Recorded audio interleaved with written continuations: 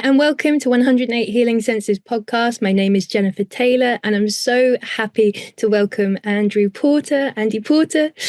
And he's a wonderful soul that he's been in my sphere of awareness for the last few years and has helped me hugely on my own spiritual health journey, really. Yeah, so Andy, I'd love to hear more about you and your background, and let's flow with the conversation and see where it takes us today. Perfect. Well, thanks for inviting me on, Jennifer. It's very kind. Obviously, we're all trying to do the same thing. I think we're all trying to kind of get our messages out to different audiences that are receptive to the things that we talk about. So thanks for inviting me on. My pleasure. It's I feel like these are really challenging times for a lot of people because there's so much fear in the world.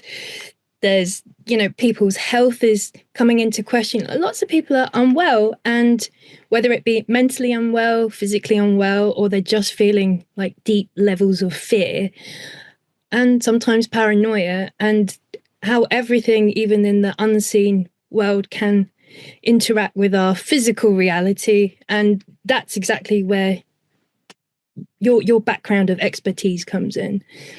Yeah, I think you framed it quite well, really, from my perspective. So, a long time ago, for me, kind of 20 years ago, really, was when I kind of moved on to my spiritual path and started to realise that there were unseen energies, if you like, or entities that kind of do exist in our space around us all continually every day. And they do influence our life. They do influence our physical senses, our physical health. But more importantly, they have a dramatic effect on our mental health and our mental state. And that kind of became very apparent to me, really, which is why kind of I've ended up on this path now for 20 years, trying to help people in the ways that we can from a spiritual perspective, really. Yeah. And the work you do is really important, I suppose. So a good one for anyone listening is if you have consistent negative thoughts that are constantly in your ear. It could be a mixture of your own self-limiting beliefs, but then there can also be negative energies or energies that are feeding you fear. And that's not fun, and it can drive people mad. And I would say plenty of people that you would consider mad actually are having to battle with things that they can't see, but they are experiencing at a very deep level. Yeah. Yeah, I think again that's kind of what's changed, really, from my own perspective. I think if I can again go backwards, kind of 20 years ago, there didn't seem to be so many mental health problems. Mental health wasn't really being talked about and kind of surfaced in the way we talk about it now, which is good. And people do expose their mental health problems and the challenges that they go through, and also, of course, their emotional state. I think today it would be probably true to say if you knew 10 people in your kind of group, acquaintance group, family, I wouldn't mind betting at least 2 to 3 of those people have anxiety, depression, mental health issues and challenges, probably intrusive thoughts and maybe voices, etc. So it's kind of a really high number. So if you look at the numbers of people that are going through these health experiences from a mental perspective and, from our perspective, a spiritual perspective, it's pretty huge, I think, really. Yeah, it's I don't think the most people you can see, or you can just listen to people, and they're really going through it. And it could be any varying degree of like anxiety, depression, to so many other shades. I know those are they can be quite minute or quite extraordinary in experience as well. And I suppose it's really a place for people to ask, you can get help. It might not always be the traditional way, or you have it as a complementary route with everything else that you're doing, which is the route that I went through. Is if you want to have healthy mental health and live in a drama-free reality, then clearing yourself energetically, becoming sovereign, and doing that consistently will massively change your life.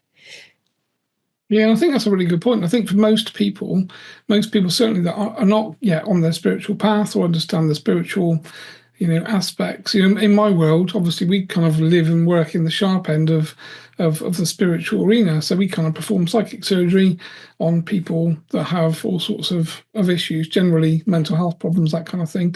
So the way that I kind of view the world is generally different to most people. But for me, there is like a spiritual war going on a daily basis. And that spiritual war is being fought mentally for most people. Mm. But we do have energies and entities that are attaching to people, that are attacking people, that are causing intrusive thoughts, voices, schizophrenia, driving people to self-harm and suicide. And I think this again isn't really talked about from a kind of general populist perspective. And again, from I think the general population, most people don't really believe in negative entities that are kind of existing in our space that have that effect. And this, of course, is effectively the forefront of the work that we're doing, is trying to help people that are having those sorts of experiences. And it doesn't work for everyone. So we think there's probably about an 80-20 rule. So 80% of people that we work with see a very positive difference after we perform some type of spiritual clearing. And then there's 20% that don't see any difference, basically. And normally for me, that 20 people is that kind of group of people that have very severe problems, probably coming from childhood issues, some type of abuse generally. And obviously, lots of them have done some very kind of toxic substances, so recreational drugs and things that obviously change the mental state. And they're the ones that struggle sometimes with the type of interventions that we provide. Yeah. And it can be tricky, I suppose, if you are in that category, but you do want help, then that deeper level of your holistic healing will consist of your spiritual hygiene every day. You do it consistently, and if having a session with you and your team, your guides, with Chen, and it will help to I found when I had my first session with you a few years ago, and it felt like a kind of burden was sort of removed from me. I knew something wasn't right, and I just couldn't shake the feeling I was experiencing at the time. Like a heaviness, really down in the dumps, really. But I just couldn't shake it, and I knew I needed some external assistance at that time because I didn't have the skills or the knowledge or the know-how to do it myself at that time. And I found you, and the sessions that you do are very profound, and they help, and they really do make a difference to people's lives, even if it's whatever time on your spiritual path, on your journey, your healing path, that you need some extra assistance. Sometimes it's just enough that it gets the gets the wolf away from the doors and allows you to like really I want to heal myself and go deeper inwards. Yeah, I think that's kind of framed it really well, Jennifer. I mean, from our perspective, the way that we kind of view the world is people that have these sort of extreme mental health problems, anxiety, depression, self-harm, that kind of stuff. 9% of the time, there is a negative entity involved in that. So there is some type of unseen negative entity that's connected to that person's field that's driving that behavior. So that entity will be pulling energy from that person. So kind of fatigue, extreme tiredness would be things that person would feel. And then, of course, intrusive thoughts. So these entities basically kind of exist and live in this very low negative vibration on this planet. And of course, their kind of substance, their kind of food is low vibration energy. So fear-based negativity. And the way that they obtain that is they connect to someone and drive them into a very negative place and continue to put thoughts in their mind. So again, people end up having all sorts of addictions, negative addictions, drugs, alcohol, that type of thing. Yeah. And then, of course, as your vibration starts to lower and drop, your thoughts become more negative. So therefore, your emotional state becomes more and more negative. And that is just a big spiral. And these entities just stay connected to someone, effectively putting that negative low vibration into themselves continually. And of course, from our perspective, performing a kind of spirit release therapy clearing or some type of psychic clearing, removing these entities, that person has the opportunity to kind of, we call it kind of the window of opportunity, really.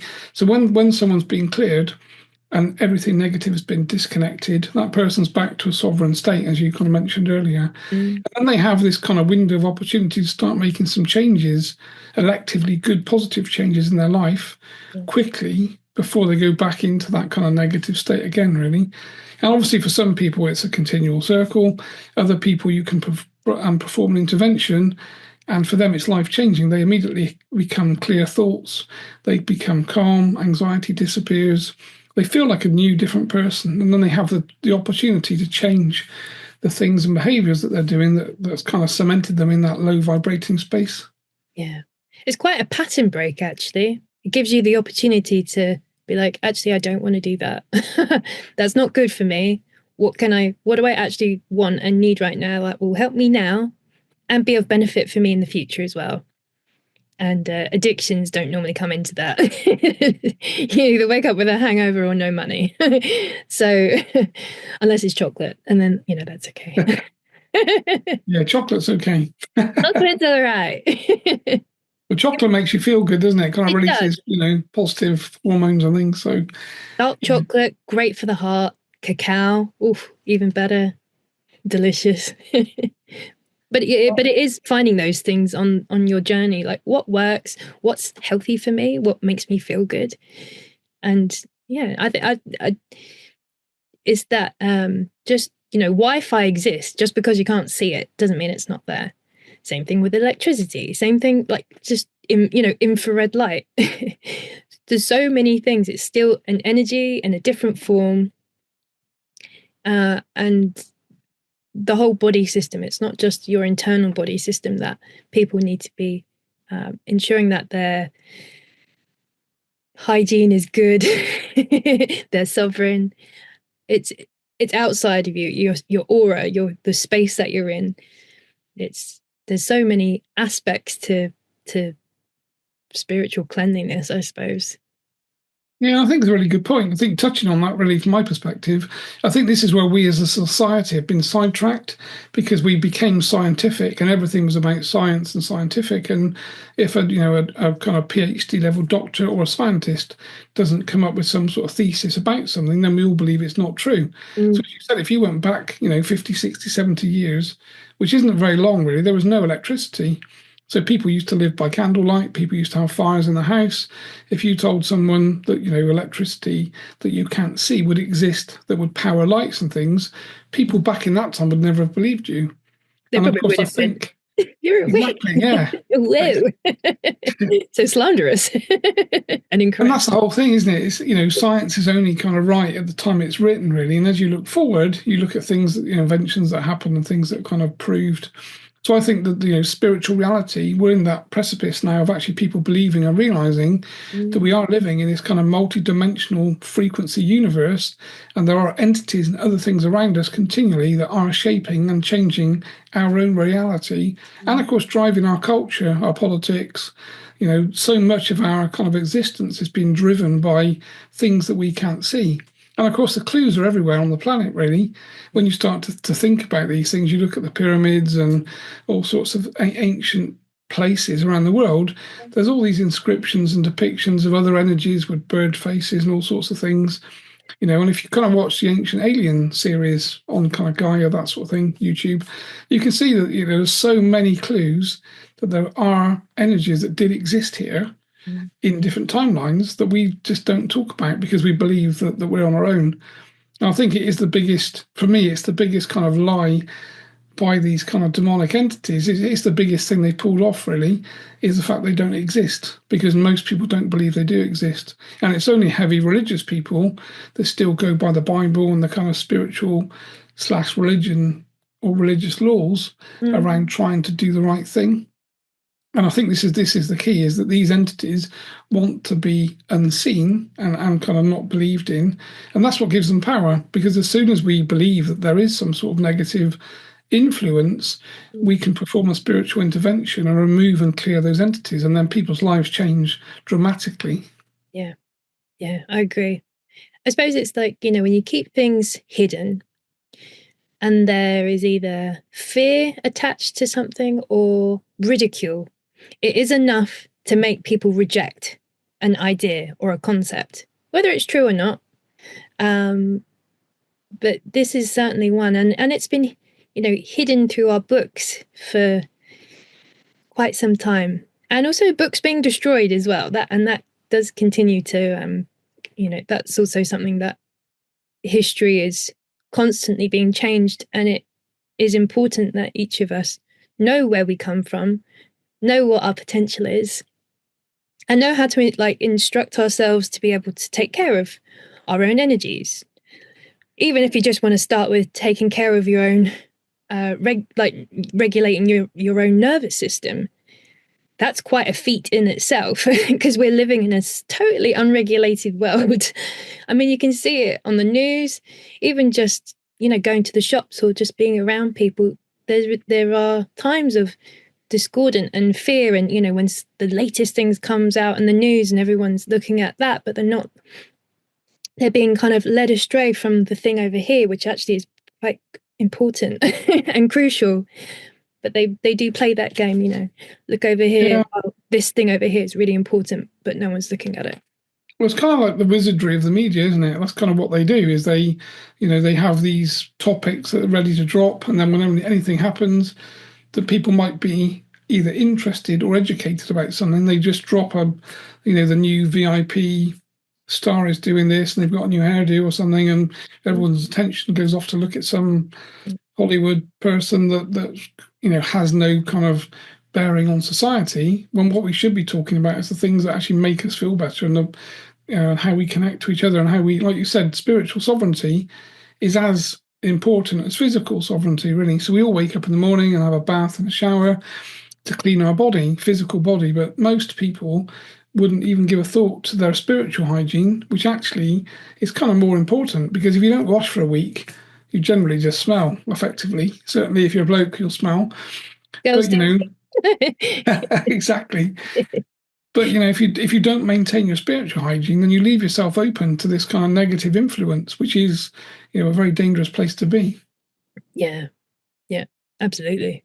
And so, from your point of view, are there any simple, gentle ways that people could start to introduce cleansing their spiritual hygiene, even just like daily or during the week?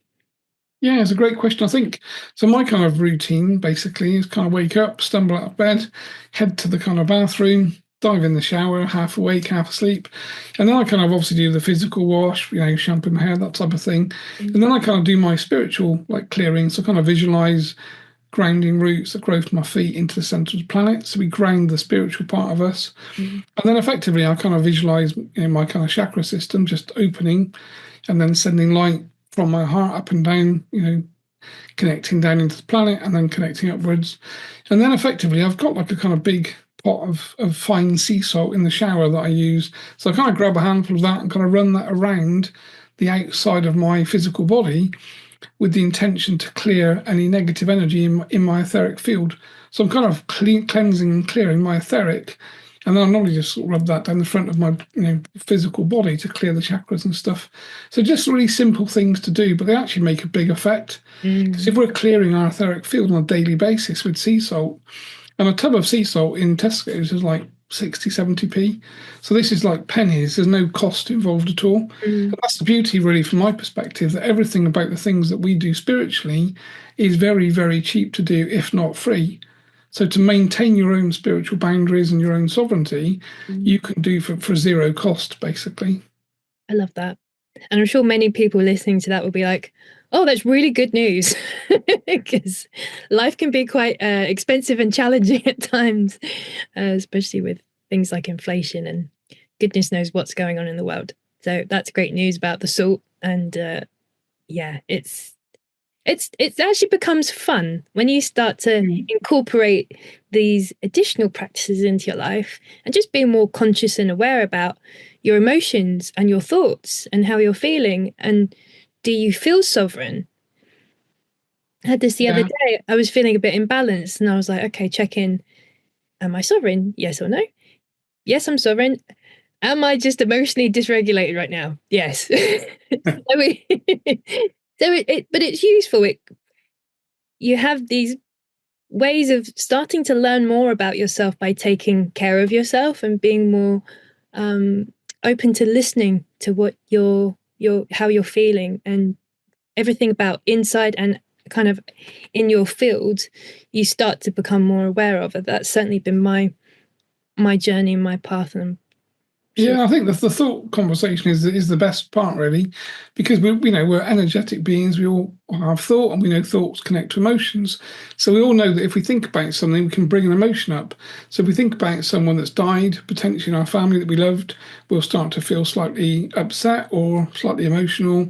If we think about a really happy time when something really good happened, we start to feel the emotion in a good, positive way.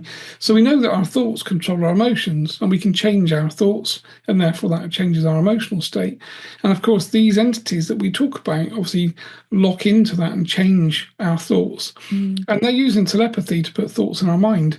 And that's one of the things that we try to teach, really, is that if you think about your thoughts, just stop for 30 seconds, do nothing, say nothing, and just analyze the thoughts that are coming into your mind. And if those thoughts are negative towards you, or just generally negative, there's probably some sort of external interference Mm. that's influencing that thought pattern. And that kind of then points you into that sovereignty conversation, that you kind of realize that there probably is something in your space that's influencing you that's not you. And you Mm. start to suddenly realize they're not my thoughts. These are thoughts that are coming in from an external place, and they can be controlled and removed. Yeah. And that, of course, then changes your emotional state, which changes your vibration. So the whole thing is kind of locked together, really. Yeah, it's very interlinked. The mental health and spiritual health, they're both in the fourth dimension. And it's the place where, people are the most. I don't know if it's. Do you think it's correlated, mental health being more of an issue these days because of how the planet is, because of what's happening with the energies?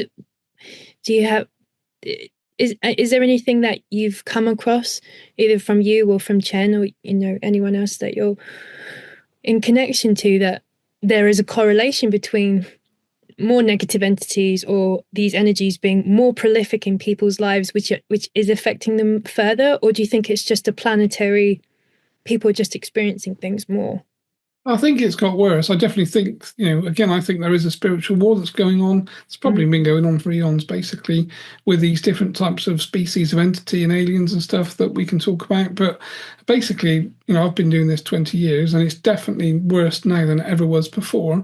So I think that the game has been stepped up. I think there are a lot more demonic and negative entities on the planet affecting more people. And Mm. they're obviously using technology, they're using probably different types of things to do that. And I think there's lots of portals being opened by Mm. by negative groups of people, Yeah. probably, that are allowing these things in. And this is why True. people like you and I kind of are coming online, basically, because obviously, we are in the trenches working from a positive space with positive entities. So obviously I work with my spirit guide Chen, and what we do is obviously clear people and clear energies. And I Mm. think that the need for that now is more than it's ever been. And Chen said to me 5 years ago, there's going to be kind of a tipping point when these entities are going to be seen. We're going to actually see them, or they're going to show themselves. And when that happens, the whole planet's going to move into this kind of fear-based vibration.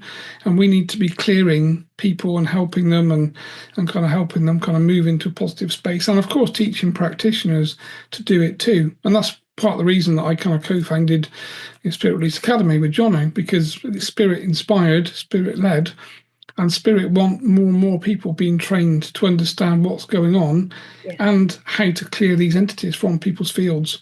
Because Mm. of course, we're all aware now. You can walk down the road in most kind of urban places, and you see people talking to themselves, people that are schizophrenic. We all hear about people killing people on a daily basis, and when you kind of read the police reports, they say that they're hearing voices, and the voices were forcing them to do these terrible horrific acts and things. So Mm. kind of are aware, I think, as a population, that there must be this demonic level of control that Yeah. is going on behind the scenes, and we need to obviously clear and counter that to get the vibration up on the planet, and to provide us all with a more positive experience of life, really. Yeah.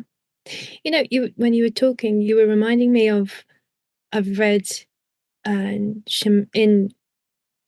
this was a few years ago, and it's always stuck with me. in a tribe, if someone was mentally unwell or unstable, the tribe would come together in love. And there may even be a shaman involved that would help them to clear the negativity that was attached to them or coming through them. And then it was cohesive again, once again in the tribe.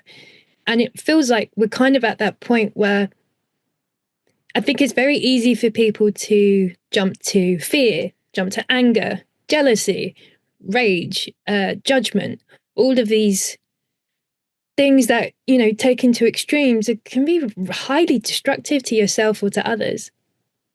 But it's always coming back to love. Love is the most powerful and most protective force there is. Even if it's, I choose love, I choose a loving path for myself, and that would include doing spiritual hygiene every day. And look at the things like, if you have addictions, get to the root of it. What's the addiction covering the pain for? That's the only reason why addictions take place, is to cover pain. I don't believe in addiction as an external thing, as many can do. I see it as a form of just literally just killing the pain. The pain's still there beneath, and you have to deal with it in the right way. But there's steps we can take. But yeah, love is the first step. And just keep coming back to love. Yeah, I think I agree. I mean, again, most addictions are connected to trauma. So people have been through traumatic events, or they've got PTSD, or things have happened in their life that they haven't been able to control in a negative way, and that drives that emotional state into a negative place. And then, of course, that kind of emotional state is kind of played upon by these negative entities that we don't see, that make that so much bigger, and that person then moves into this kind of addictive state. And it's almost like these kind of entities are whispering in your ear continually, just trying to get you to do the things that you shouldn't do.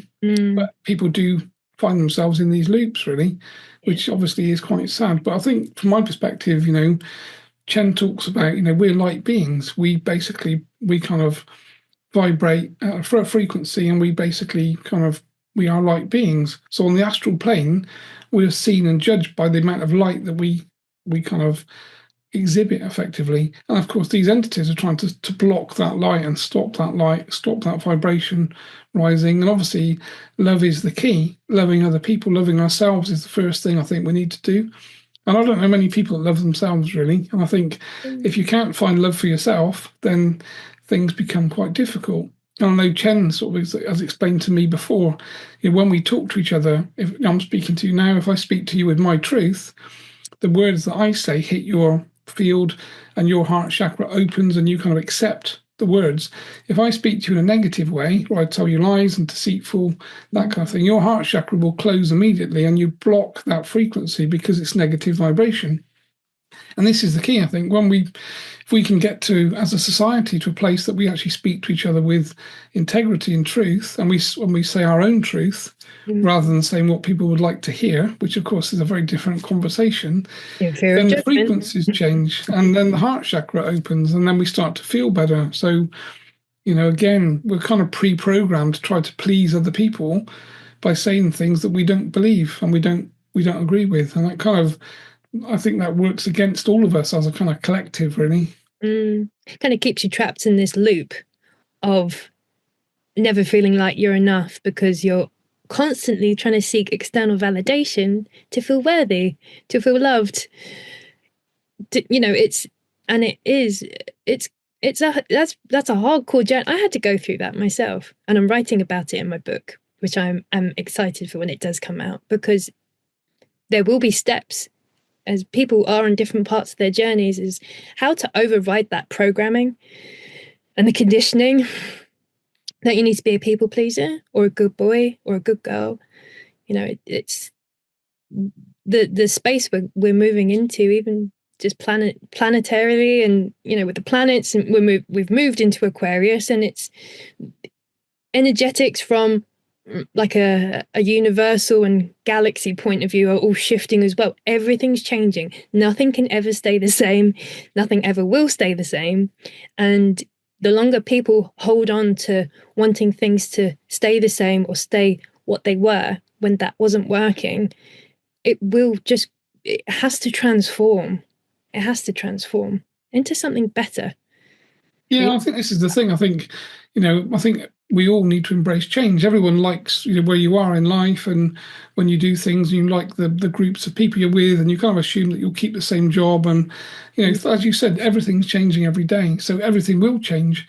But I think learning to embrace change and see it as a positive thing helps us on our spiritual journey, because we're not locking ourselves into fear of change. Because, when someone walks into the room and says, look, you've lost your job, or we've changed this, we've changed that, and you need to make some changes in your life, people immediately go into this fearful state of panic. But if you think about it spiritually, when one door closes, we all know that another one's going to open. We just don't know when it's going to open and what that picture looks like. But trying to embrace the concept that a door's closed for a good reason, and therefore just wait to see when the next one opens. And the next thing you end up in a conversation with somebody who talks about a new job that's better for you. It's got all of the things that probably you want, Yeah. and you kind of manifest and attract that into your life. So you're kind of creating your own positive change. But if you're locking into fear and worry, then effectively you're blocking yourself continually, which I think is where most people probably live, to be honest. They block people. When people are stuck in fear, they can block opportunities. They won't even see opportunities, or they will assume that it's negative or coming from a like a non, like the intention is not pure even when it is. So there is distortion, there is massive distortion. There can be massive distortion when someone has unhealed trauma and dysregulated nervous system and mental health. It can really distort your reality, especially for the traumas that haven't been dealt with from before. You'll just start seeing it and recreating it in the relationships that you're with, until the person finally acknowledges, oh, actually, you know what? If I was to just the opportunity, because this space, the door shut, and knowing and trusting that a right door will open and the universe always has your back. Yeah, I think as well, as you sort of migrate along this spiritual path, you start to learn that you are responsible for you. So if bad things are happening to you in your life and you're in the middle of chaos, you have to look at yourself and think, why is this happening to me? Because you are creating it. You are part of the problem for sure. You might not agree and you might not see that is the case, but energetically, we're all magnets, so we're attracting to us people that vibrate at the same frequency as us. So if you're in that chaotic state, you're going to bring people into your sphere of kind of awareness that are in the same state as you. So all of your friends are in chaos, and the kind of social groups you maneuver yourself in will be in chaos. But to get out of that, you have to change your mindset. You have to put boundaries in place and change your vibration, and then you move into a new space. Suddenly new friends come into your life and the old ones generally disappear. And I kind of went through that, and I'm sure you probably have, that, when I started to talk about aliens and spiritual things, most of my male friends kind of slunk away and disappeared really quickly because it wasn't their bag, it wasn't conversations they wanted to have. And ultimately they weren't vibrating at the same frequency as me. So therefore they had to move out of my sphere. And for a while you find yourself in this kind of uncomfortable, lonely place, really, until you start to meet people like you again, which obviously does happen because you attract those people into your life. An important point to add, because I've been through this myself, is when if and when people are on their spiritual paths, their journeys, and they're starting to develop and their vibration changes and the door shuts on the first, on that friendship group, and then you'll be by yourself for a little while. Actually, there's real goals in that quiet time. And I found my journey, it helped me stabilize back to me. So instead of being concerned about other people around me, I've focused all my energy inwards and did the real deep work then. And then that was what allowed my frequency to change quite quickly, to be able to elevate myself, because all that love that I have in my heart, I was directing it back at me, filling my cup up, raising my frequency, having high expectations and wanting to have the best possible life for me. And then the right people started coming back into my life. Well, not back in, but, people came into my life and we resonate and it works. And I know there'll be people watching this that either have gone through it or are going through it, or wherever they are on their path. But yeah, not it's trust all is well, and just keep working on feeding more love into your life, and the right people will always show up. Yeah, I think that's the thing for me. It's all about boundaries, really. I think Mm, when you live in this life and you've got problems and chaos, generally it's because you don't have boundaries in place, and people will kind of clamber over the top of any boundaries you do have, and they kind of influence your life in a negative way, but you're allowing them to do that. So I think you need to start, in my opinion, to put boundaries in place. mm, This is who I am. This is the way that I will accept to be treated. I treat people fairly from my perspective and speak my truth. And if people don't do the same with me, then that doesn't work. So I just move them out of my sphere. And I found for me that was one of the best lessons that I kind of learned quite late on in life, really, is that again, most spiritual people, I think, are really positive, sensitive people. But we're all people pleasers, and people pleasers basically end up controlled by narcissistic people generally. So mm, again, most people in my spheres that I kind of move in now are very kind of positive spiritual people. When you talk to them about their story, everyone has a story about having narcissistic relationships, narcissistic husbands, wives, being controlled, parents. Everyone's coming from this place whereby they kind of were out of control in their life because they didn't have boundaries and were mm, trying to keep people happy. mm. I think that's the biggest, I think it's one of the biggest experiences that you look back on and think, if I'd have changed that when I was 20 rather than 40, 20 years of misery would probably have changed into 20 years of positivity potentially. You know what? It came at the right time for you, Andy. I know it's always so painful to be like, yeah, you could have shaved off 20 years, but ultimately that, and I had similar too, Annie, up not that long ago, is, yeah, no, healthy boundaries are so required, but it is, you always come to that decision at the right time.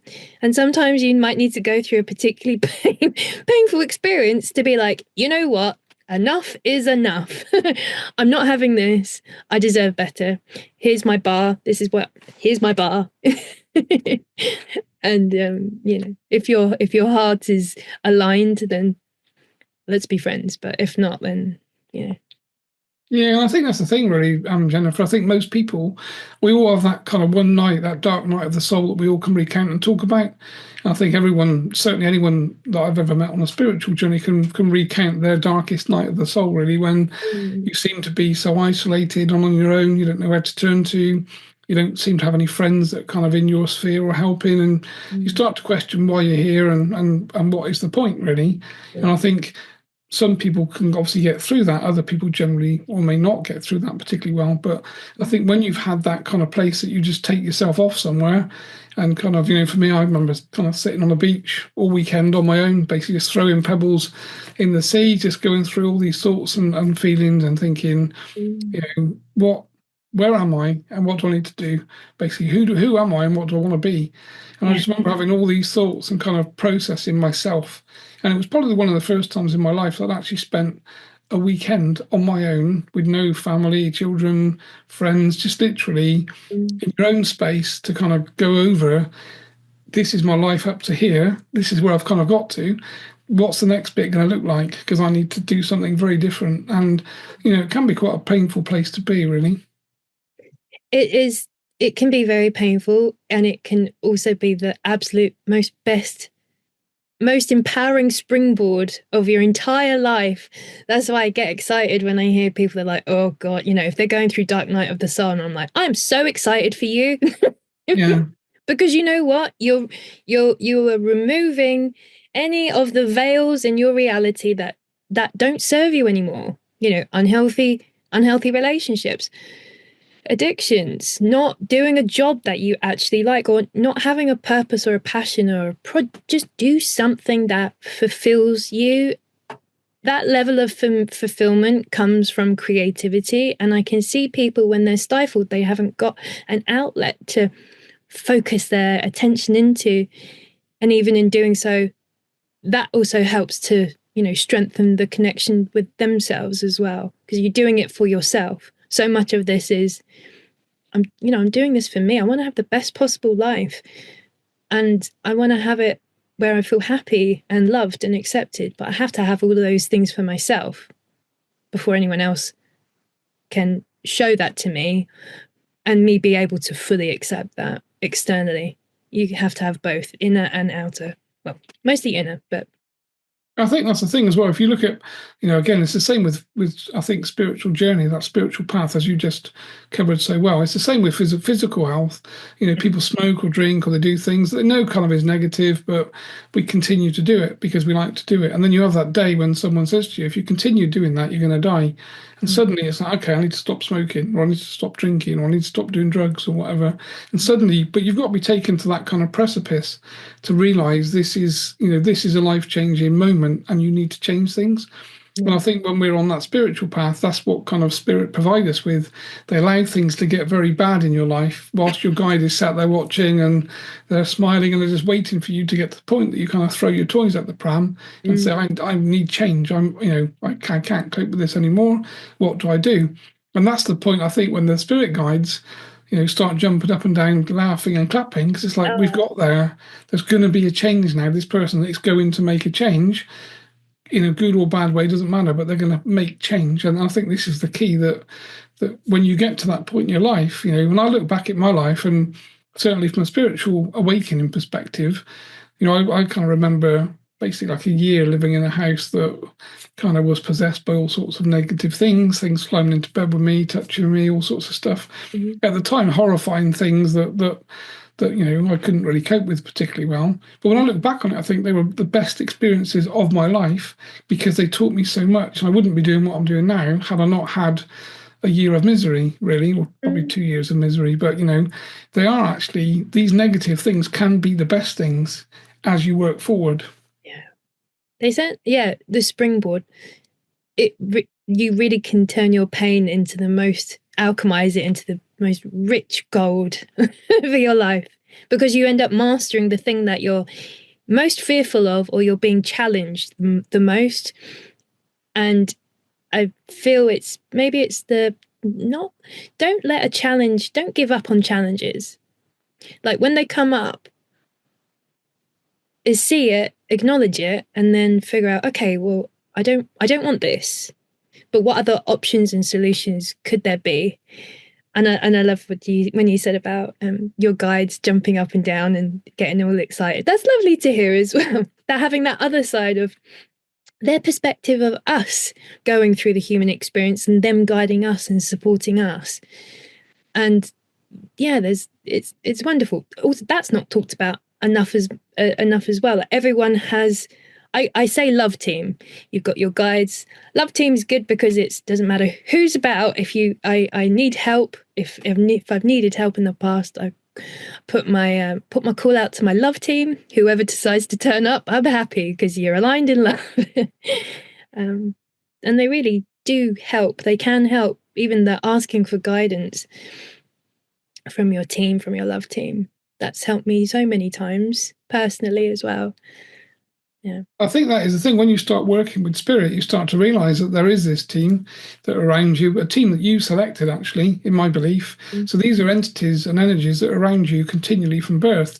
And their job is to kind of take you along this spiritual path. And obviously, they don't intervene. So unless you ask for help, they will stand by and watch your experience because they know any experience you're having, whether it's good or bad, is going to contribute to your kind of, your life or soul's growth and the way that you kind of move from a spiritual perspective. But I obviously talk to my spirit guide Chen every day, multiple times, and we're working together continually. It's like having someone in the room that I'm kind of continually talking to. But of course, unless you ask them for help, they won't help, and it has to be a continual thought. So even if you can't speak to your guides from a kind of mediumistic perspective, telepathy, just put the thought out, I need help. I'm connecting to my spirit team, as you said, my love team, however you want to kind of frame it, really. But I'd like some help. I'd like some guidance, and then just sit back and watch, and they will start to do things and they will start to intervene.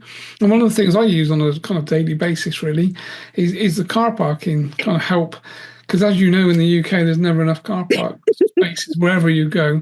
No. So if Jane and I are going somewhere to hospital or for an appointment or something, I'm always on the kind of phone to Chen. Chen, morning, go in hospital. There'll be no car parking spaces because there never are. Can you sort us out with the space? And he's like, yeah, fine. And Mm. literally, it happens every time. We literally pull up into a car park, people are queuing around the edge, and we just start to drive forward, and then somebody will pull out of the space, and we just drive straight in. Love And it. it's kind of we still laugh every time it happens, which is just about every other day, because it's still really funny to see that, if you ask for the help, they'll give you the help, and you start to believe that it works because you see it works. Yeah. And initially you could think, well, it's coincidence that someone's pulled out and I've just driven in. But the more you do this, and of course the guides are laughing because they know what's about to happen. Yeah. They're working with you on that timeline, so they kind of know that someone's about to leave a space, and you drive along and you can drive in and then just acknowledge it and say thanks very much, Mm. and we kind of laugh and things. But just learning to work with spirit makes your life so much, or just enriches things in a completely different way.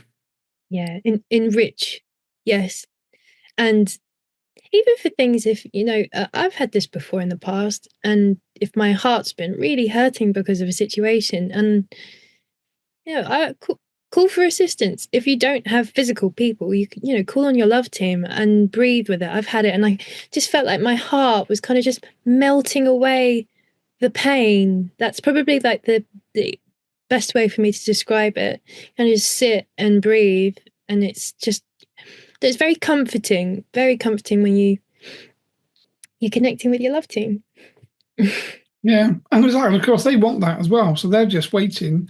Your spirit guides and your spiritual teams are waiting for you to connect.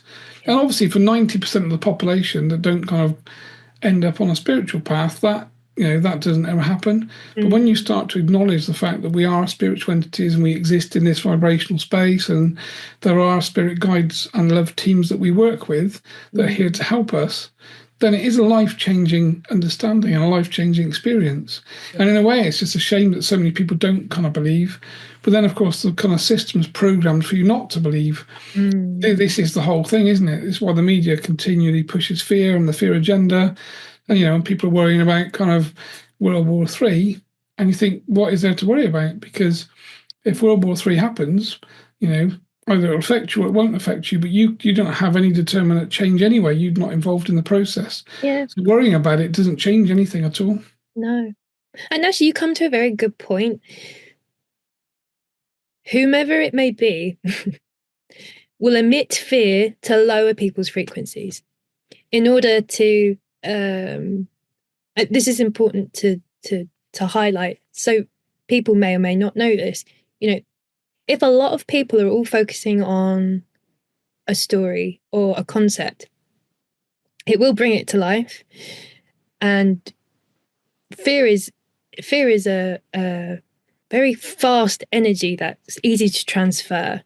Love is almost harder in some respects, but it's not at the same time. If you're able to keep that frequency of love and be untouched by fear being imposed upon you from any source, that's kind of part of the challenge, to ensure that you're not being affected from external sources that are imposing fear upon you, and to think a certain way about a certain person, place, or thing, and always just come back to yourself.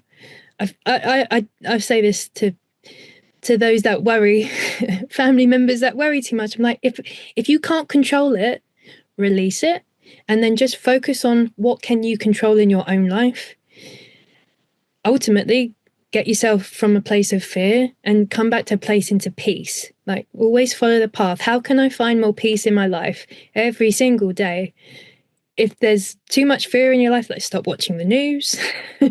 Just stop it.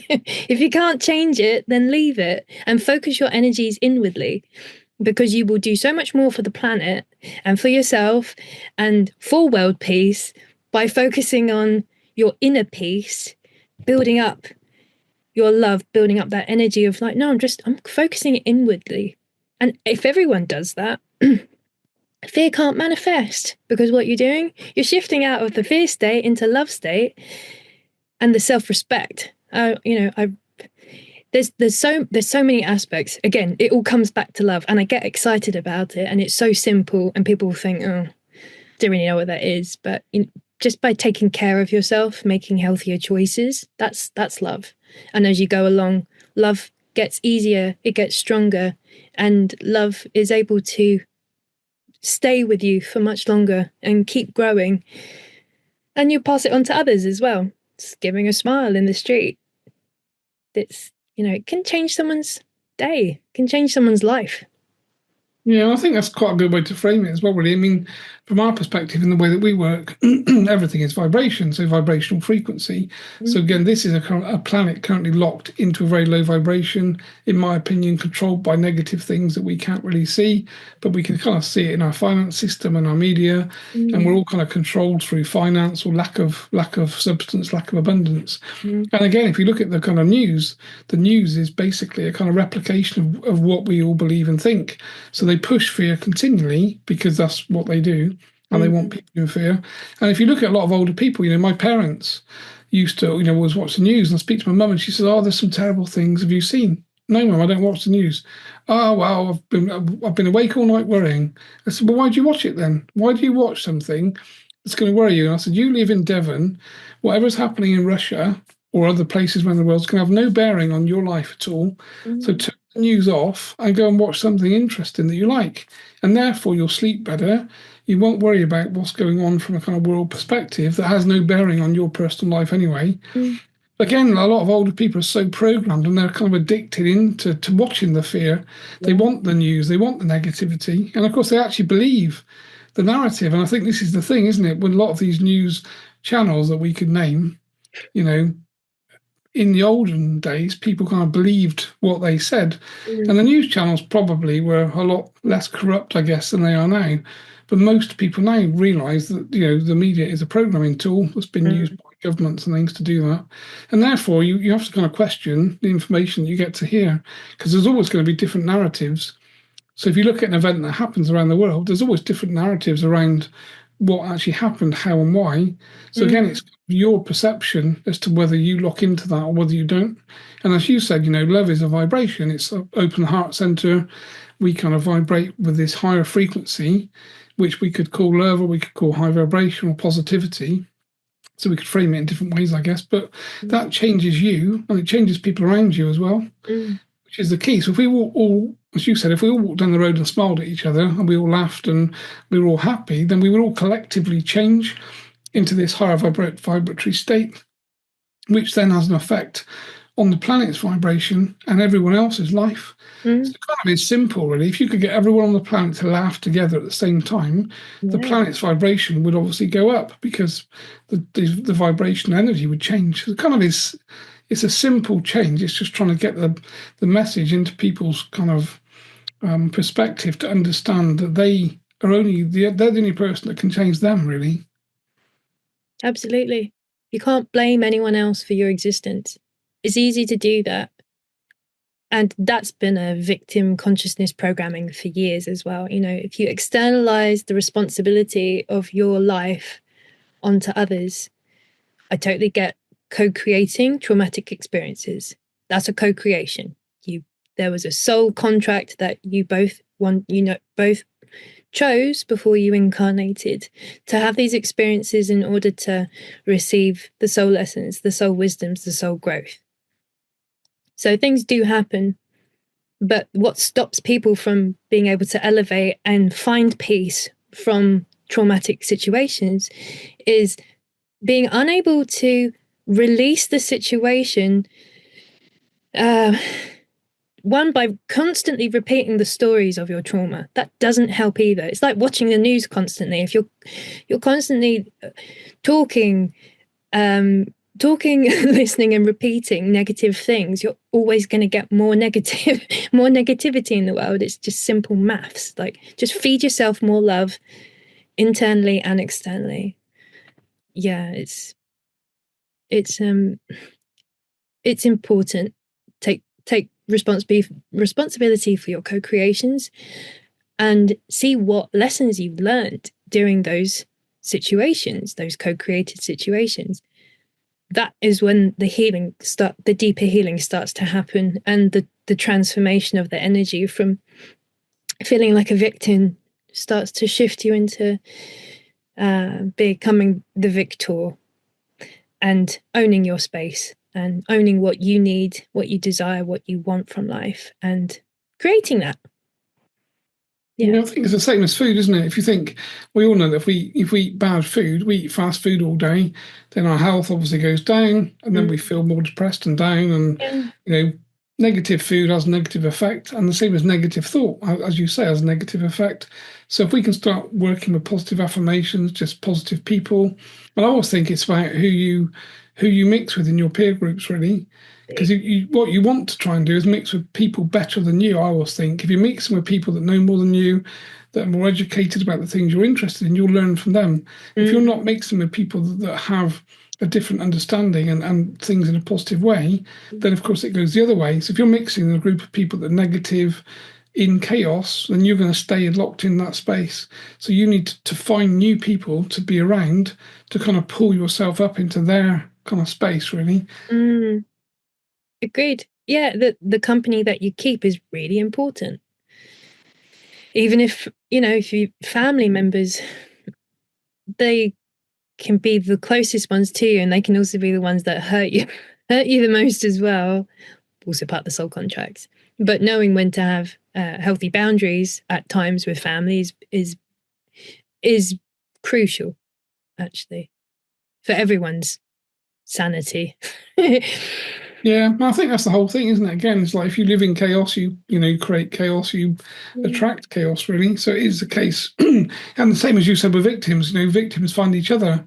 So people that are victims find other victims, and they sit around all day and talk about, what's happened to them and why it happened and all the bad things that people did to them. But they never think about the fact that they're co-creating that experience, and they're around other people that will continue to manifest the same problems and things in their life. Yeah. But it kind of is pretty simple to change if you start thinking differently.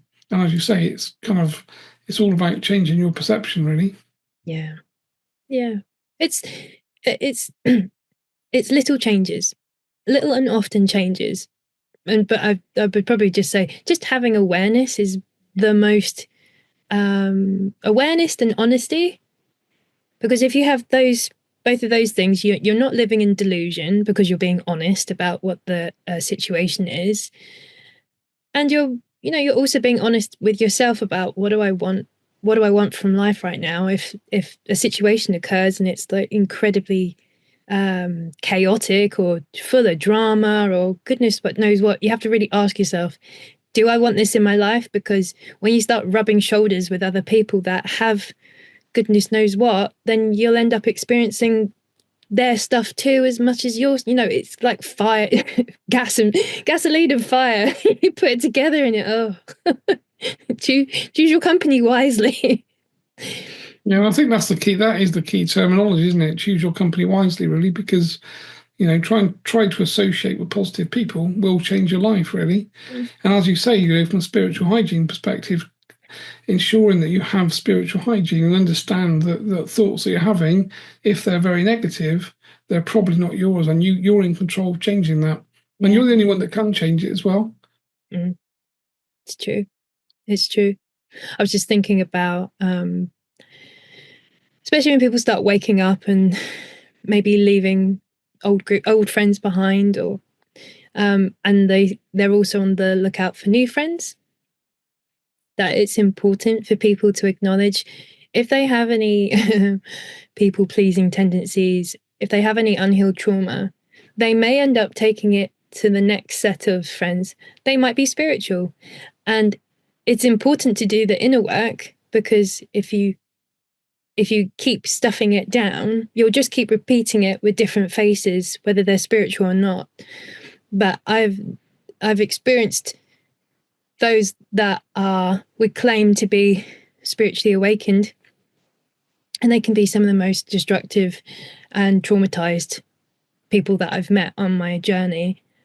And it's not everything's rainbows and kittens.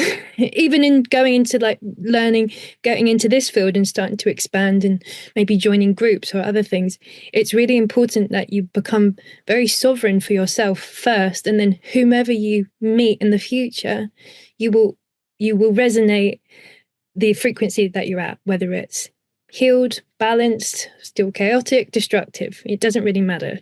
That's different faces, different names, but similar experiences.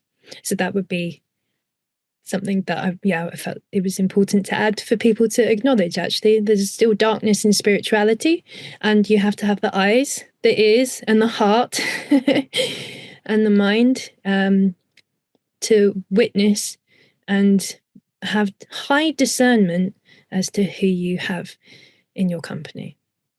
Yeah, I think I would agree with that completely. And I've worked for quite a lot of big corporations in my kind of lifetime, sort of 56 now. So spent, a good number of years basically working for big corporates. Mm. And of course, in corporations, you know that lots of people in there climbing to the top and they climb over everybody else. But I've never met such negative people and such divisive negativity in people's traits and the way they behave as the people in the spiritual arena. So these people are supposed to understand energetics. They're supposed to understand truth, integrity, and speaking your truth and boundaries. Mm. People say the right things, they just don't do the right things. And it's one of the things that Chen and I have spoken about quite a few things, and he said, always judge people by what they do, not what they say. And that's what you find is that the people that are talking the most, they've got the loudest voice, generally have the least to say. So even though they may sound like they are worth listening to, if you actually analyze the way they conduct themselves, they're not the people to be following, but they do have a loud voice. And I think it is one of the kind of cautions, really, from a social media perspective, that these influencers that have this presence and this loud stage, if you look at the way they do things and the things that they actually construct, they might have the right wording, but you have to wonder whether they're actually walking the walk. And I've experienced it that they don't do that at all. In fact, the opposite. I think some of them are very negatively influenced by, again, these negative entities that we talk about, and they're taking people down a very different path. Yeah. So the influencer might think they're doing the right thing and they're saying the right thing and they're positive, but if you look at what's happening behind the scenes, there is this negative influence that is onboarding people early and taking them down a very negative path. Again, it is a case of trying to find your sovereignty and your truth as you start at the start. You can question yourself and check that you are a sovereign individual. Yeah. You don't have entities and things attached to you, and you have your own intuition. And everyone's intuition is always flashing. And if that light starts to flash at the back of your head, then you need to listen, really, and you need to consider why it's flashing and observe the situation that you're kind of finding yourself in. Yeah, absolutely. There will be red flags. And I have personally experienced it and I've witnessed it as well. When you have unhealed traumas, you'll get red flags, but you won't listen to them. Because at a deeper level, you don't trust yourself. So the whole process of sovereignty and getting to know yourself is also trusting yourself at a deep level.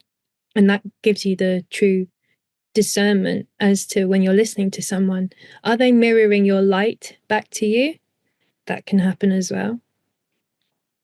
I suppose it's a trait of narcissists or those with unhealed trauma and darkness and attachments that hang on for the ride. I don't know about you, I can kind of see it in their eyes sometimes.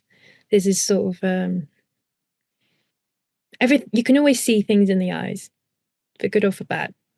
They do say, don't they, the eye is the window to the soul, basically, and that kind of, I think, does resonate. And again, when you actually look at people, as you say, you can see these people that just are crying out for attention because they're actually wounded, hurt children, ultimately, but they're in adult bodies. So what we actually see is an adult body, adult personality, but inside that shell is a wounded child that's been through traumas, difficult experiences, and they haven't healed themselves. Yeah. And therefore, they're looking for other people to adore them or to put them on a pedestal. And of course, that becomes addictive to them. So they end up in this loop whereby they're continually looking for this addictive, want to be sort of adored by their followers, their tribe. Yeah. And of course, those people are quite dangerous because people lock into them and then they potentially take them off down a different path, which we're kind of seeing time and time again in the spiritual realms. Because when I first got into spiritual things, spiritual journey, I assumed that everybody spiritual had been on the journey. They kind of understood energy. You kind of put people into kind of a guru status and think, oh, this guy or this lady, is speaking. They know so much more than me, so I mm, kind of follow behind them. And you start to realize very quickly that they don't know more than you at all. They're on their own journey and their own path. And most people have an agenda, mm, and it's trying to work out what that agenda is. yeah, And generally, you only find out about it when you realize that it's probably not that positive for you. yeah, yeah. I mean, you can start to see it through things like uh, spending all your money on their courses, getting into massive debt, um, giving your time for free. There's multiple there's certainly multiple red flags. Yeah, not getting paid for your time if you're working for them as well. Things like that. Uh, Yeah. red Yeah. flags. I mean, like you said, the red flags are there. It's one of the things that, again, from my perspective, again, we obviously charge for the work that we do. So again, from my perspective and the way that Chen kind of frames things, for me, everything is energy. So if you give things away for free, you either don't value your own time or your own work effectively.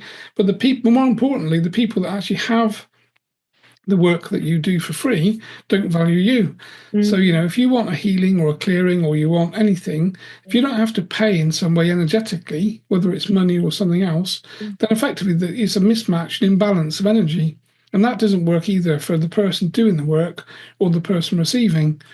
And it's one of the things we talked about from a kind of academy perspective is we encourage our practitioners not to give away free clearings because it undervalues them, it undervalues the work that we all do, and the courses that we run are quite expensive. So you as a practitioner, if this is your profession, mm, you wouldn't see kind of lawyers not earning £500-600 an hour for the work they do because they cost thousands and thousands to train themselves and hundreds of hours of time to become qualified, that kind of thing. So you have to value yourself. And someone that receives spiritual work for free doesn't value it. mm, And we see this time and time again. Even if somebody, in our case, we don't turn people away if people ask for help and they're going through a crisis. We always find a way to help them, even if they only pay like $1 a week or $1 a month or something. As mm, long as there's some reciprocal connection yeah, to pay the cost of the appointment, they have to be responsible and on board themselves and actually want to do that. yeah, But people that do stuff for free, I think, are, undermine everything energetically completely, and that's kind of Chen's, opinion of mm, this whole free thing. And lots of people say to me, "Oh, because you can talk to spirit, it's a gift; it should be free." But of course, we all say, if you're a holistic practitioner and it's your job, mm, to be on Zoom and to run the room and electric and stuff, there's always bills to pay. So if you did everything for free, you wouldn't be able to be of service to people because you'd have no money. So you have to be charging money to give you the resources and the energy to then be able to help more and more people in ways that we need to. So kind of this whole free conversation is interesting, I think, from my personal perspective. I wonder if that's from past lifetimes when people were um, spiritual souls, or in the church or something. When it's like you have to give everything away for free, and I wonder if that those kind of vows or promises from the past still kind of haunt people today, and that they're unable to feel like they're able to receive an exchange of energy, because that's what money ultimately is. It's just an exchange of energy. And yeah, it Yeah, is. I think that's the point, isn't it? That it is an energetic exchange. And if you think, people like myself and yourself, I'm sure. So if we both had millions of dollars or pounds in our bank, we wouldn't be sat kind of sipping cocktails all day on a beach. Mm, We'd probably create foundations and buildings and workshops and companies and employ people to help other people. So the more money people like us had, the more help you'd be able to give and create all sorts of amazing things, better websites, better all sorts of content to mm, help people. So again, it doesn't kind of work if you don't have any money, you don't have the resources to kind of promote the work and to help people. And I think that's part of the dark agenda is to mm, promote this concept and try and keep spiritual people without abundance because they can't help anyone else. And I'm pretty sure that is, a collective way that they actually work, which mm, if we kind of believe that we're in a spiritual war, it's kind of what they do in war. First thing, a country will do when they go to war is they kind of bomb the airports and the runways of the other country, so they can't put airplanes and stuff into the sky. So they kind of like incapacitate the enemy really quickly. And I Mm, think we as a spiritual group of people on the planet have been incapacitated by a lack of funding and lack of resource. yeah. And that's what we're kind of hoping to change, really. Everyone deserves it. Everyone. Everyone deserves to be able to heal themselves and live aligned in love and happiness and good health. And those assisting uh, with whatever their talents or skills and facilitation also deserve a fair exchange, however that looks like, however much that is. It's not up to any one of us to say you should be charging this or that. It's a very soul driven feeling I've found with business and that exchange. What, where are you comfortable at setting your prices, or who are you trying to help the most, and what can you do, how can you serve the most value to people? Yeah.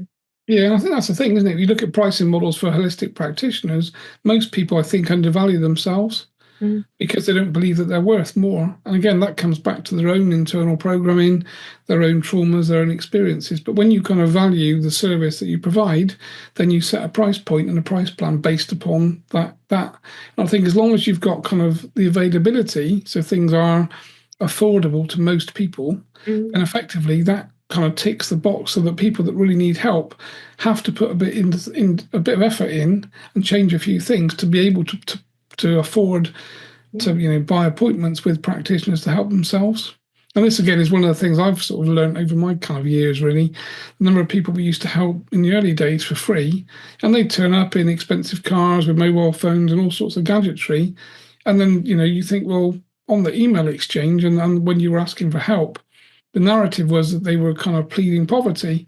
But you actually think, well, basically, they value all of their gadgets and tools and toys more than their own, spiritual sovereignty. Mm, But we kind of learned quite early on, quite quickly, that if someone wants help, they have to put some effort in and they have to put some energy into as you said, it's an energy exchange. mm, And do you need a top of the range phone? If you've got mental health problems, then your best thing you can do is probably throw the phone away anyway, because it'll be causing you a whole load of problems, and yeah. put that money into getting some spiritual help and moving yourself into a positive place Yeah. from an understanding perspective. But people value the gadgets and the toys more than their own spiritual sovereignty, really, which Everything's of back. course is a lesson in itself.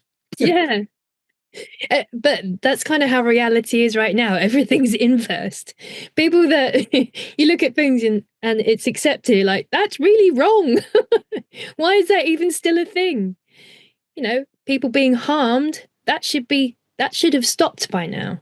That, in the years to come, however long it's going to take, there will be peace on earth, and the things that are recognized and accepted now as something that you just accept won't be acceptable anymore.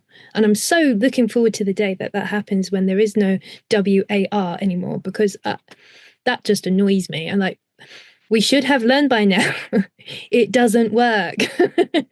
And anyone driving that has way big an ego and goodness knows what else attachments driving those ships.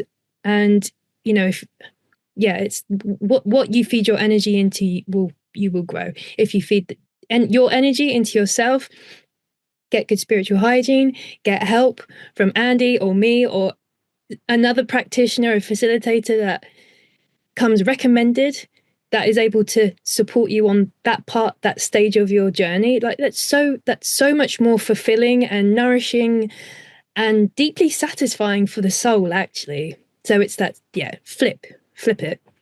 It's not gadgets. It's not gadgets. Yeah, I think this is the thing, isn't it? Obviously, this is the way we're going as a society. I kind of see society sort of split in two paths, really. The people are going to go down the AI kind of techno path, and then there'll be other people that move away from that and kind of more align with spirituality and the planet and nature and animals and that kind of stuff. So it feels like there's this kind of split happening. Yeah. And we're certainly seeing it, quite a lot of parents book clearing appointments for quite young children or teenagers that are on their Xboxes playing, war games on a daily basis. And of course, we all know, I've had children, I've seen what happens. You let them play Call of Duty for an hour. Guess what? They come downstairs very angry, annoyed. Their whole vibration is negative because they've basically been to war for an hour in their own mind, Yeah. and that's the energy they're giving off, and that disrupts the whole house. Yeah. My son used to kind of love those sorts of games, and we used to basically eventually we'd get to put, just walk downstairs and turn the router off, and just like fed up, can hear all this shouting going on upstairs, and you walk upstairs and think, what's going on? And you Mm. just see this person that's like resonating with anger, and you're Mm. supposed to be playing a game, mate, that you're supposed to be enjoying. And Be if fun. this is your emotional state playing this game, find a better game. It's true. It's true. And I suppose those are the conversations that parents could be considering with their children, is observe them. Are they becoming mentally unstable or angry or full of rage after playing these games? That's not nourishing. It's not nourishing, and it's going to affect the family unit and friendships, and And of course, I think as well, these games are designed to do that. I think that's why they're so prolific, really, because all of mainly the male kind of energies around teenage years, all are in these games. All their friends are playing them. They all want to be part of it. yeah. But again, we look at it from a spiritual perspective, and we kind of know that the mental construct. If you're playing a game and you think you're being shot at and about to die in the game, Mm. the spiritual part of you doesn't know the difference between that and reality. So you've got all the adrenaline, all the negative emotion, all the fear, all those feelings and emotions are there because the spiritual part of you really believes you're kind of fighting the saber-toothed tiger and you're about to Mm. die. And of course, it doesn't realize that it's a game. Yeah. And this, I think, is the problem. Mm. When we start to realize that, parents would realize that their children are better off playing some positive game rather than some, fear negative game, really. Yeah. Yeah.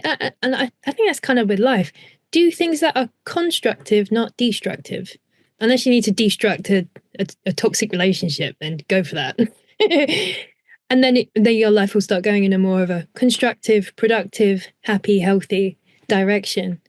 But yeah, the kids and children and families do need to be protected. And I feel like many devices and screens, they come in and they kind of infiltrate, their beautiful minds. And up until the age of 12, their subconscious is still very much open. They have different brainwave states. And so it is incredibly important that kids are exposed to things that are good for them, not harmful. But I mean, I grew up playing video games as well. Like, I used to love playing GTA. I also really enjoyed playing GTA where I could just drive around listening to music with the sunset. But now I've changed. So the thought of playing those kinds of games don't really interest me anymore. If I was to play again, it might just be driving. I love driving. It's really relaxing for me. Yeah, there's nothing better, is there, than being in your car on your own with your music playing loud. Yeah. It's your own kind of space that you can break away from society and Yeah. responsibility and just find that kind of peace, really, which is quite nice. Feeling free. That's however that comes, nature or driving, or go sit on the beach by the ocean or a river, or there's so many different ways we can disconnect from the troubles of life and just relax and connect back in without making our nervous systems a complete wreck. Yeah, well, I think that is the whole problem, Jennifer, isn't it? Is that, people are living in sort of very urban spaces and big cities and things. There is no nature. There is no place to go to connect with the planet, to connect with nature, to calm your nervous system down. And, everyone's got Wi-Fi, which we know is very negative to us as energy beings, really. So if you're living in an urban environment and you turn your Wi-Fi on and look at the number of networks you can connect to, you're into pages and pages and pages. And if you think about it, every single one of those networks is radiation in your field because it's there for your phone to connect to.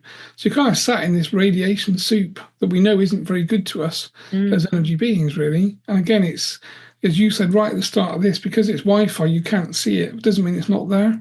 And it is having a very detrimental effect on your energetic being by being kind of bombarded in those sorts of places. So trying to get out into nature and get away from other people, I think, is a really important thing to do. And switching your Wi-Fi off at night time. You can get a timer. put your router on a timer so it's off at night time. You know, wherever there are spaces where you can start to limit your exposure to toxic things, whether it's electronic or not, you know, it's important. And again, it's that awareness. Where can I make small adjustments in my life that will have you know, compounding effects, like turning Wi-Fi off.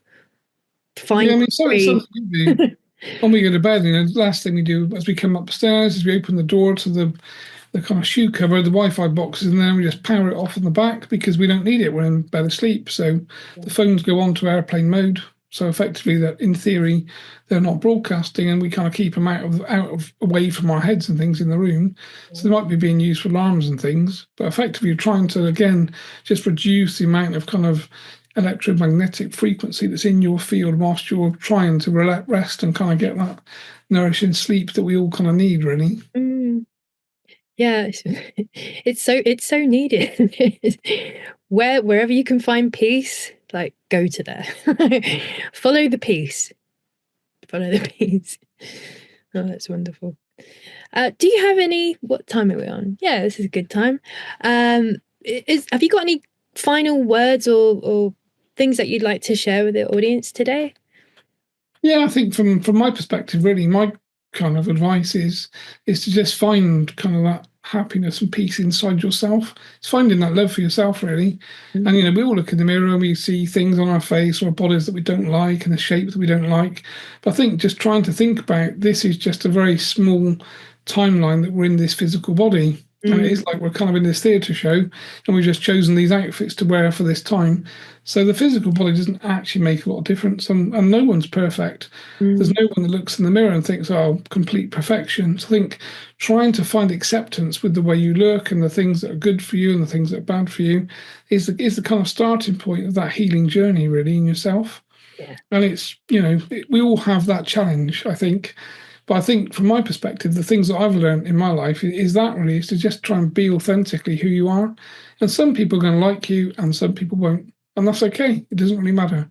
Mm. And people, you know, I don't like everyone, so why do I expect everyone to like me? Once you get that, you're like, oh yeah, that's all right. Yeah. It And again, becomes if we, easier to be disliked. and I think, Jennifer, if we work on the vibration concept, you know, if we're vibrating at a certain frequency, which we said we all are, then there are going to be people that don't vibrate at our frequency that therefore are mismatched to us. And therefore we probably won't like them and they probably won't like us because we're at different frequencies. So it's kind of like cats and dogs, isn't it? You know, cats don't like dogs generally and dogs don't like cats, but they don't know why they don't. It's just part of the way they're programmed. But True. again, I think if we can just accept other people for being who they are and not pass judgments on the things, because you never know what someone's been through in their life. And we all kind of do it as humans, really. We all look at someone else and think, oh, we make opinions and judgments about the way they say things or do things. But we never look at ourselves and think, well, you know, I'm the same. I say things that people don't like. I do things that people don't like. And I say things that people do like. And I do things that people like. So it's trying to just find that acceptance of yourself is the key thing, really. Yeah, it's true. And actually, when you were speaking, I was like, no, it's a good one for triggers because if you get triggered by other people, this is a good one for awareness, and it might get a bit painful. But if you get triggered by someone else or something else, ask yourself, do I have that? And be really honest. And then when you accept that, oh, I have that, the feeling of being annoyed at someone else magically melts away because you recognize they are you and you are them, and there is no difference. And that's what unity looks like. We're just going through the motions of finding out who we are and who I am and who we are.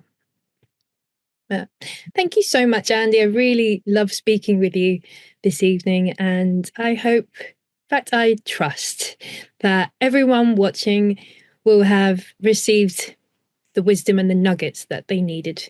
And I really look forward to us chatting again in the future. So Yeah, Yes. perfect. I've enjoyed it, Jennifer. Thank you for hosting it. And obviously, I'd like to thank you on behalf of all of the people that kind of watch these podcasts and watch, people like yourself, because again, we do need to propagate this information to people, and everyone has a different appetite for different conversations, and some things people like and some things people don't. But people like yourself are providing that platform and, providing that door that opens.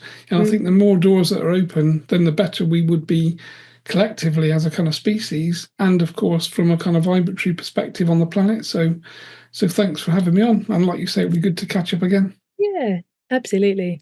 Well, we're definitely aligned in love, and getting the frequency as happy and as high vibrational as can be. We're in good company. Yeah. So how can people contact you, Andy? And do you have Yeah, any special offers or courses that you're running and you'd like to invite anyone? yeah, of course. I've got a website, so andy-porter.co.uk. So everything kind of happens around the website. Obviously, we've got social media channels with Instagram, Facebook. So we're quite active on Facebook. And also my spirit guide Chen has his own Facebook page. So a while back, he wanted to get his message to people through me, really. So we decided in the end, rather than trying to do it on my Facebook page, we'd actually create his own Facebook page. So, Andy Porter Spirit Guide Chen is out there on Facebook, and lots of the wisdom and things he has to say comes through that page effectively. So we also run courses, protection courses, where we teach people about psychic and spiritual protection. And that's like a kind of 6-week course basically that we do. So one finishes and then a few weeks go by and then we start another one, generally for another group of people. It So is that an is kind of a excellent course. self-development. Yeah, yeah. It is that I've done it. It is excellent, and I would highly recommend it for anyone wanting to further that. Yeah, and I think it's the first step, really.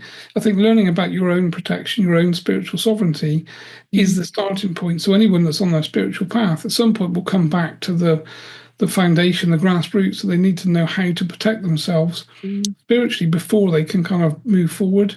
So this is what we're trying to kind of help people and kind of teach the concepts that it's really, really important for you to learn how to be, as you said at the start, that sovereign individual, really, because it is life-changing.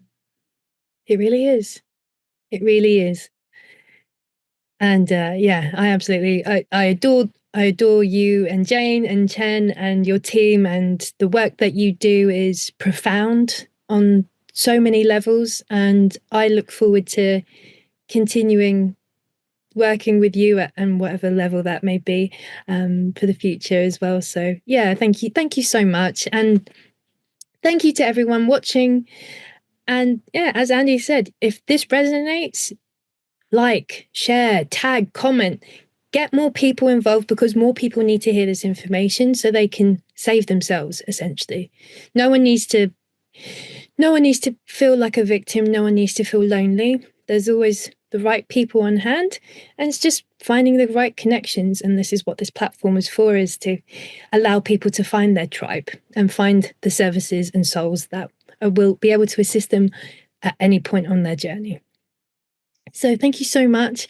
And yeah, I look forward to seeing you all soon. Lots of love.